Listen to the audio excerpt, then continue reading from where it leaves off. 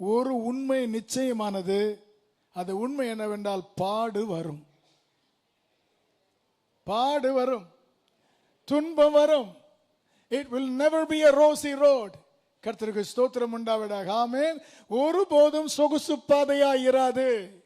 கர்த்தர் சொன்ன நன்மை அவருடைய சித்தம், அவருக்கு பிரியமானது, நியாயத்தின் பக்கத்தில் நிற்பது, மனத்தாழ்மையாய் நடப்பது, இரக்கம் செய்வது, இத்தனை செய்தா தலைமையிலேறி உலகம் போகும். பாடு வரும். கர்த்தருக்கு ஸ்தோத்திரம் உண்டாவதாக. ஆமென். அதனால் பேதுரு நிருபத்தில் எழுதுகிறார், 1 Peter chapter 3:17, தீமை செய்து பாடு அனுபவிப்பதை பார்க்கிலும் நன்மை செய்து பாடு அனுபவிப்பதே மேன்மையாக இருக்கும். நன்மை செய்தா, நன்மையை லைஃப் ஸ்டைலா மாற்றிட்டா பாடு சொல்றதுக்கே பயமா இருக்கு சிலருக்கு. அல்லேலூயா. பாடு வரும்.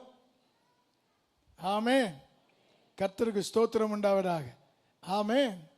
ஆனால் ஏன் அதை கர்த்தர் அனுமதிக்கிறார்? It's God's plan. ஏன் அதை அனுமதிக்கிறார்? நன்மை செய்து கர்த்தருடைய பிள்ளை பாடுகளின் வழியாய் செல்லும் போது பேதுரு அங்கு சொல்கிறார், தேவனும் மகிமைப்படுகிறார், உங்களையும் கனப்படுத்துகிறார். அல்லேலூயா. பாடுகளோடு முடிந்து போவதில்லை. அதற்கு பின்பு கர்த்தர் தம்முடைய கிருபையின் வல்லமையை வெளிப்படுத்துவார். ஆமென்.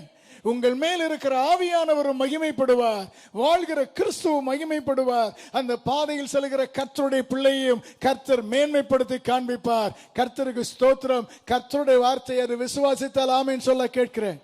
ஆமென்.